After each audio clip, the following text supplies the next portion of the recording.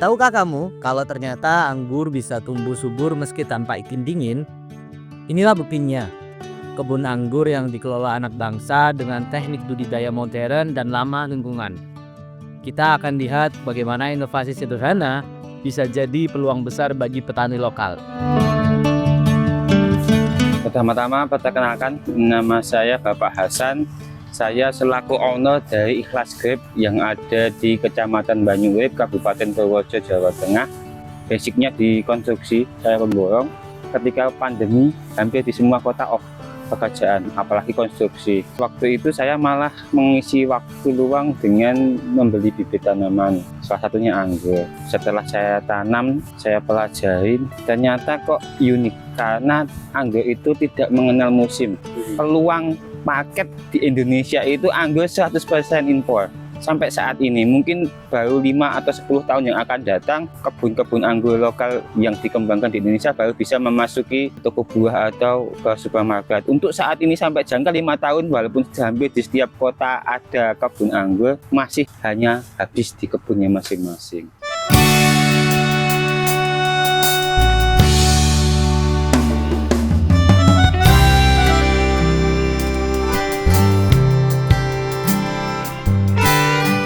Kebun ini kita rintis di tahun 2022 untuk kebun petiknya. Di 2019-2020 itu kita sedang menanam beberapa jenis, sampai sekarang ada kurang lebih 65 varian anggur yang saya punya di kebun indukan, jadi beda blok. Karena belum banyak jenis, termasuk Veles itu langka. Dalam arti tidak semua pembudidaya anggur di setiap kota itu punya jenis Veles. Di sini ada Veles karena satu, dia seedless tanpa biji, manisnya mantap, bisa sampai 22 brick up. Walaupun size-nya kecil, akan tetapi berat tandannya 2-3 kilo per tandan. Bayangkan kalau dalam satu pohon ada 40 tandan, berarti dalam satu pohon bisa menghasilkan 80 kilo.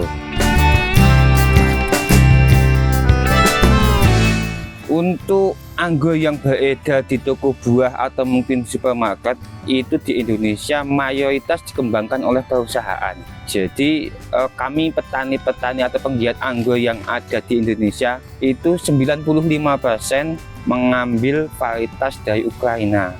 Awal mula teman-teman di komunitas itu mengimpor sekitar tahun 2010, terus paling pesat di tahun 2020 sebelum perang Ukraina ketika pandemi. Waktu itu masif sekali impor dari Ukraina. Dari Ukraina sampai ke Indonesia itu waktu itu 3 ruas itu harganya 1.500.000. Kalau yang dipasarkan di toko buah, toko supermarket apalagi, itu mayoritas dikembangkan oleh perusahaan, ada IFG, ada banyak perusahaan di setiap negara itu memiliki hak paten. Jadi kita tidak bisa membeli secara sembarangan untuk bibit itu, apalagi memperbanyak, karena harus ada lisensi resmi dari perusahaan yang dimaksud dan membayar royalti kepada perusahaan. Makanya sampai saat ini 95% petani-petani anggur atau penggiat-penggiat anggur yang ada di Indonesia hanya mengembangkan dari Ukraina karena tidak berlisensi aman. Jadi misalnya kita jual belikan, kita kembangkan, tidak takut kena pidana.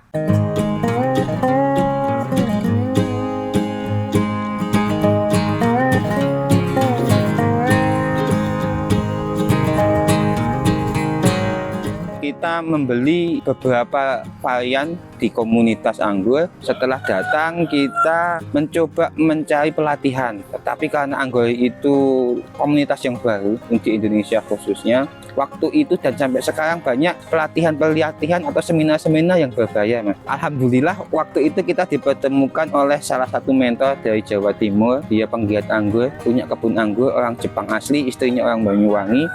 Itu yang membuka sharing di grup itu gratis dari A sampai Z mengenai anggur.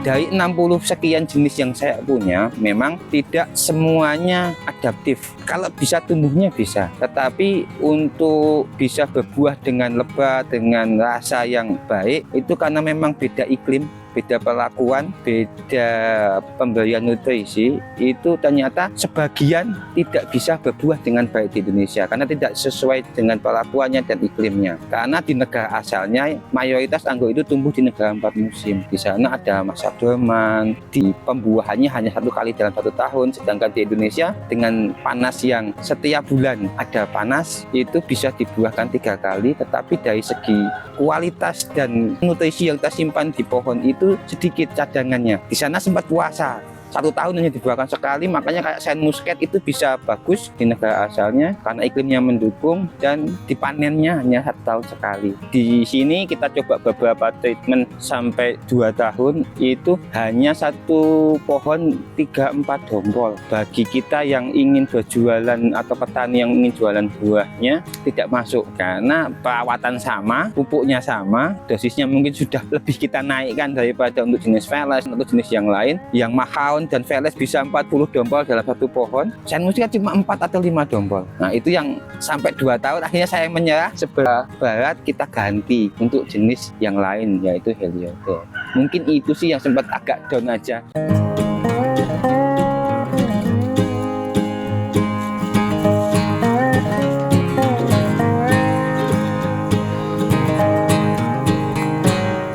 Tidak ada anggur asli Indonesia, itu tidak ada. Anggur yang kita sebut mungkin sebagian orang masyarakat sebut lokal itu awalnya dibawa oleh pemerintah kolonial Belanda atau mungkin Portugis penjajah waktu itu, dibawa dari Eropa sana masuk ke Indonesia karena sudah puluhan tahun ada di sini makanya disebut lokal. Padahal anggur itu bukan tanaman asli negara tropis khususnya Indonesia.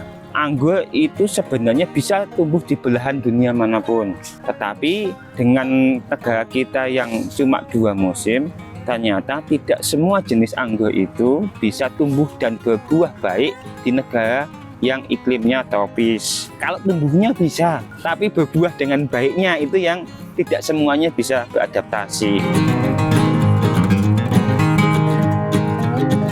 Awal panen pertama itu di akhir tahun 2022. Waktu panen pertama kurang lebih hanya 1,5 sampai 2 kuintal. Alhamdulillah sampai saat ini rata-rata bisa 5 kuintal up. Untuk harga jual di Kota Purworejo ini sampai saat ini 75.000 per kilo. Untuk pemasaran kita menggunakan media sosial. Jadi kita posting di media sosial kita, di WA kita 1-2 minggu sebelum panen. Nanti sebagian pelanggan kita yang sudah sering ke sini mereka sudah inden. Kalau bagi teman-teman yang ingin berbudidaya anggur, yang pertama siapkan mental dulu. Anggur itu tidak akan berbuah dengan baik tanpa dipruning. Jadi memang kalau orang eman-eman nggak pernah dipotong anggurnya, ya nggak akan buah mas. Pruning itu potong total tanpa menyisakan daun. Cabangnya semua dihabisin. Nanti ketika dia sudah menjadi beri, pentil, dalam 1 tandan katakanlah ada 50 butir, itu harus dibuang 70%, sisakan. Idealnya 50%, dibuang 50, sisakan 50 butir. Kalau tidak dilakukan, itu kalau berdesakan ibaratnya balon mas, dia mau mengembang, berdesakan dengan sebelahnya pecah, malah tidak jadi panen, tidak bisa panen.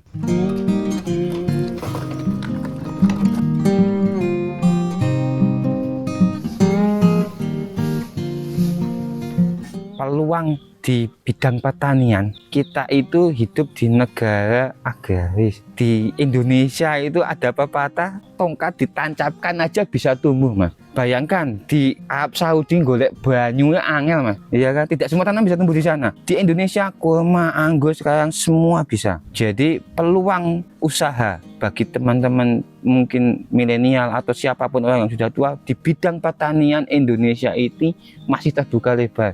Tidak hanya di anggur, di pertanian-pertanian yang lain sebetulnya masih sangat menjanjikan. Yang jelas memang kalau di bidang pertanian itu harus sabar dulu.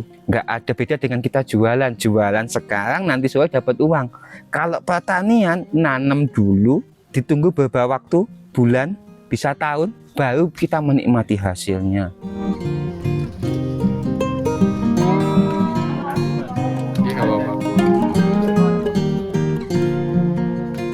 bagi pemirsa sekalian, peluang untuk pertanian dan peternakan di Indonesia masih luas sekali. Yang penting jangan patah semangat.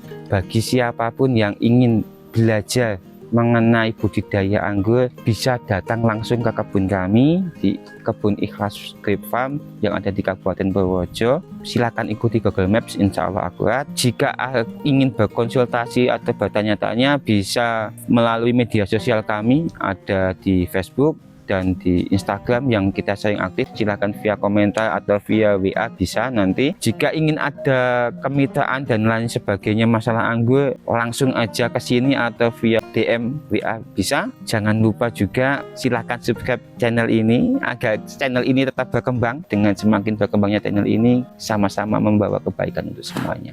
Terima kasih. Assalamualaikum warahmatullahi wabarakatuh. Waalaikumsalam warahmatullahi wabarakatuh. Dari cerita Pak Sabar tadi kita bisa belajar bahwa untuk memulai sebuah usaha kita harus punya niat yang kuat, kesabaran, dan ketekunan.